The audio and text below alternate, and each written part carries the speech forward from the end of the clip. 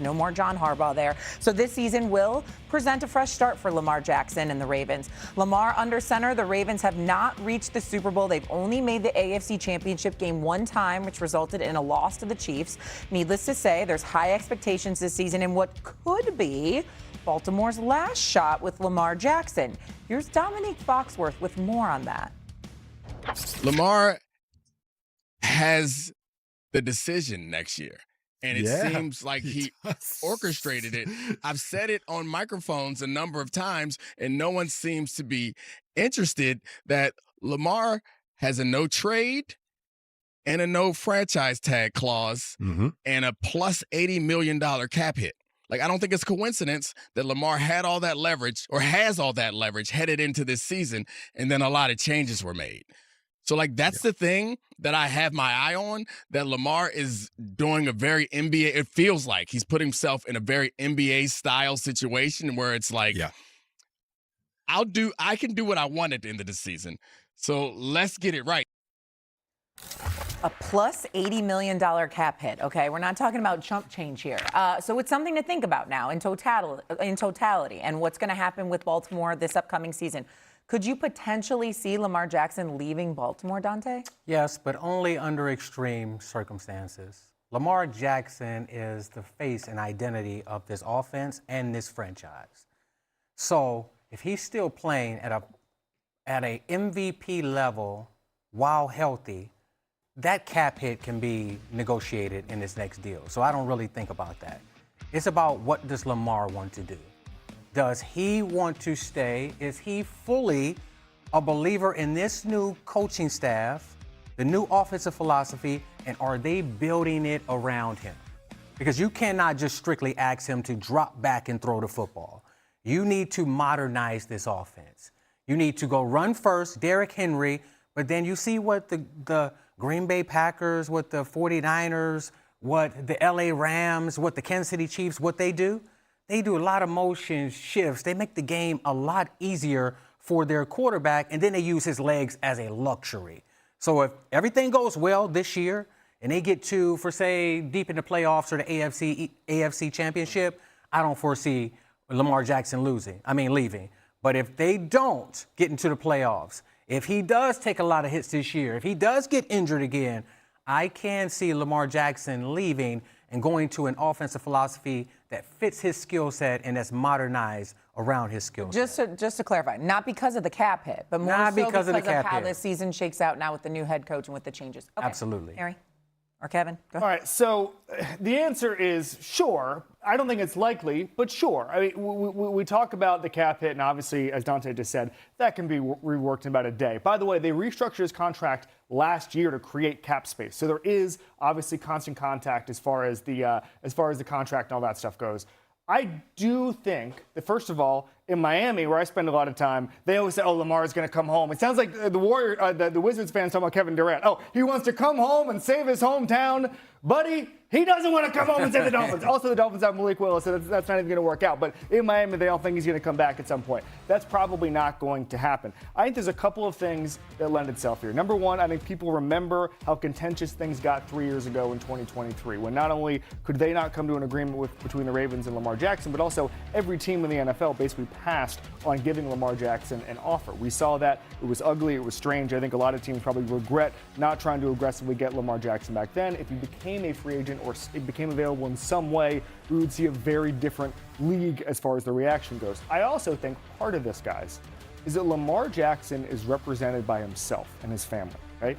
And I think because of that, there's not an agent on the phone with insiders giving 5-minute incremental updates on how these contract negotiations are going, okay? There's a lot of leaks from a lot of agents in the NFL. If Lamar Jackson doesn't have that, then there seems to be maybe an illusion of no progress, because you're not hearing every 5 minutes, oh, they talked today. Oh, they met in Miami yesterday. The agent, and blah, blah, blah. There's nothing coming out because he's self-represented, so there's just less news about this. And I think that lends itself to people filling in the gaps. And I think Lamar has played this exactly right. He's got all the leverage. He might end up having the most leverage we've ever seen from a quarterback if he plays his cards right over the next year. Every time someone gets close to true free agency, whether we thought that was going to be Dak Prescott a couple years ago, he ended up signing. Things have always worked out. But right now, Lamar Jackson holds all the cards in a way that a lot of quarterbacks never do. So what do our league, what do they not like? They don't like for the player to have all that control. They don't like for the player to have all that leverage. Let me bring up some other things. Extension eligible after this season. Drake May, Caleb Williams, Jaden Daniels. We just seen Patrick Mahomes get a deal. Dak Prescott is making $60 million a year. Lamar Jackson is also betting on himself for 2026. You want to know another quarterback that did that for the Baltimore Ravens? Joe Flacco. And went out and won a Super Bowl. And now I can write my ticket and tell you what I want, and you can't tell me no. Lamar Jackson, and you brought up that contract negotiations the last time. It didn't go the way he wanted it to go. So I'm going to make you pay this time around when I'm holding all the cards. That's what I really think this is. And I also think that when you think about how difficult it is to prepare for Lamar Jackson, you don't think every head coach and defensive coordinator around the league understands what he brings? Why is everybody trying to move over to a quarterback that can hurt you with your legs and your arm? Because you can call up any defense you want. It's not going to be the perfect defense because they can get outside the pocket. They can create big plays with their arms and their legs. So with Lamar Jackson, is he trying to gain leverage and understand his true value as a quarterback hitting free agency? If he doesn't sign, he doesn't want to. Josh Allen gets a contract extension every 5 minutes in Buffalo. Yes. Okay, Yes. The reason Lamar Jackson could become available is because Lamar Jackson might want to become available. That's just the way he's been playing it the last couple of years. It's about leverage. You said it, Harry. Doesn't mean he wants to leave Baltimore. It means he wants leverage, and he's going to have it. And he wants top dollar. Of course he does. To your point, though, in the last 10 games that he has started, the Ravens have scored 30 or less points. That's not something we're accustomed to when Lamar Jackson is under center. So I think a lot depends on how this season goes. We're going to go now to a developing story, though, that we're following here on First Take.